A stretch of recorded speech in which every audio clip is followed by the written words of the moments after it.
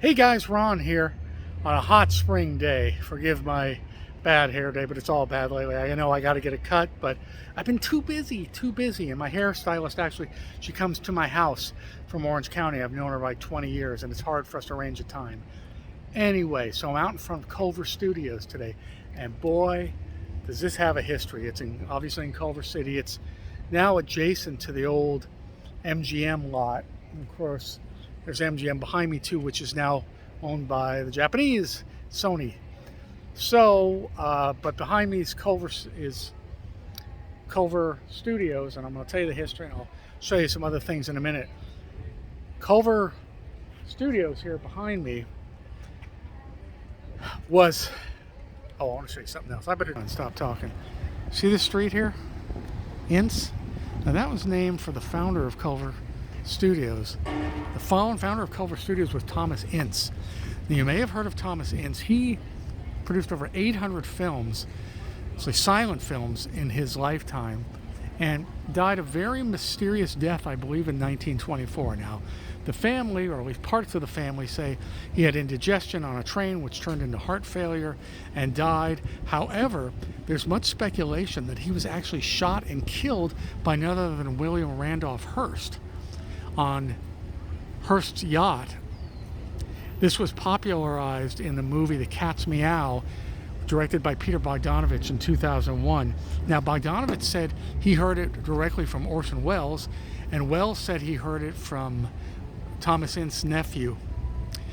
There's also some corroboration, or hearsay corroboration, from Ince's valet, a Japanese gentleman who said that he saw Ince being taken off the boat with a bullet wound. And then it spread throughout the Japanese community in Beverly Hills after that. And we don't know what to believe. All that we know is that Thomas Ince was dead. And afterwards, the studio was obviously sold multiple times. And Gone with the Wind was filmed here.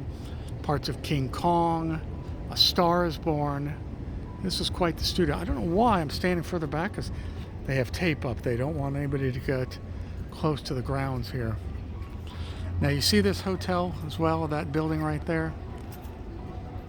That hotel is where the Munchkins, the little people, actors or extras who played the Munchkins in A Wizard of Oz, stayed when they were filming. So the Thomas Ince story is very, very interesting. We don't know. Look at the columns. That also became David O. Selznick's offices when he had the studio, and of course the director of Gone with the Wind. I always have found the Ince, I really didn't know too much about the Ince story until I saw Cat's Meow, the film. And, I don't think Orson Welles, especially near the end of his life, would talk about a rumor like this if he didn't believe it to be true. And he was very close with Peter Bogdanovich, the director. And the other story is, the story is regarding Ince's mysterious death. If you believe the murder story, and you should check it out, Thomas Ince, is that, and like I said, it's also relayed in the film, that Ince was aboard the yacht with Charlie Chaplin, with Hearst's lover, Marion Davies, the actress, Luella Parsons, the columnist, and of course Ince's valet. I believe he was I don't know if he's on the boat or just saw the body afterwards. I don't remember what he claimed. I suppose he must have been on the boat. I doubt they would summon him if they knew his employer had a bullet wound in him. But anyway, the story is, at least portrayed in the film, is that Charlie Chaplin was either having an affair with Marion Davies, including possibly on the yacht, or Hearst thought they were having an affair, and that Hearst, in a jealous rage, shot Thomas Ince, who he believed, looking sort of down the steps of the boat, dressed in clothing that looked like what Chaplin had been wearing, that he believed he was shooting Chaplin in a jealous rage, but in actuality he shot and killed Thomas Ince. Now, there's also a rumor that Luella Parsons, the columnist, got a lifetime contract with Hearst after this to basically to buy her silence. So anything's possible. We don't know what. There's a lot of scandal around Hollywood. Always has been, always will be. There's also rumors that the studio, certain sound stages, are haunted. You know, in Hollywood, on these sound stages that were built originally in the 20s, most of them, there are guys that have died falling down the rigging and dying. So there have been deaths. I believe there have been births at the studio, but there's definitely been deaths and a lot of bad juju, just a lot of bad stuff, a lot of scandals. So who knows? Who knows what's possible, what happened and what didn't happen. I actually went to the MGM studios. I was a freelance film editor, and at that time he was working at Culver Studios. Well, excuse me, it was still MGM then, it's Sony now. And I walked around the back lot with him and saw John Lithgow and Roy Scheider. Roy Scheider was laying out in the sun outside his trailer. He was just catching some rays. Lithgow, Bob Balaban. They were filming the movie called 2010. It was the ill-fated sequel to the movie 2001. But it was very interesting. I also worked for Warner Brothers for a couple of years, so I used to go on the Warner lot. And I tell you, it's not like the fantasy you'd think. I mean, most of the people you see are the Teamsters, the employees, the drivers, the guys who work on the lot. You're not seeing movie stars walking around.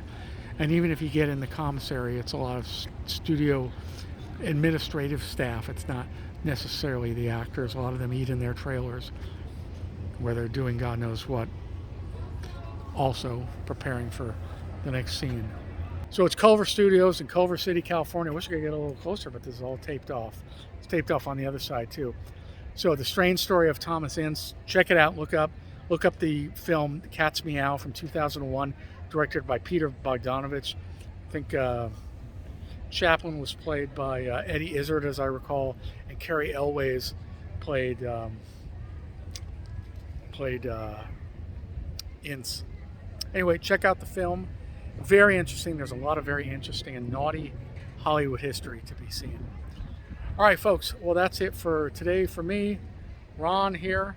If you like the channel, please subscribe. If you do subscribe, please hit the little bell icon next to the subscription button, and you'll be notified as to when I post. And also, guys, please give the channel likes. I'd really appreciate it. And that's will set up the algorithm in Facebook. Oh my God. In YouTube, so others can see what you're seeing now. And I'll take one last look at the hotel. The bar in there is quite expensive, and it's hard to find a seat, but that is the Culver Hotel where the Munchkins stayed when they were filming Wizard of Oz, and I hear that they kicked up quite a fuss running around the rooms and, you know, just being generally rambunctious. Excited probably to be in the Wizard of Oz.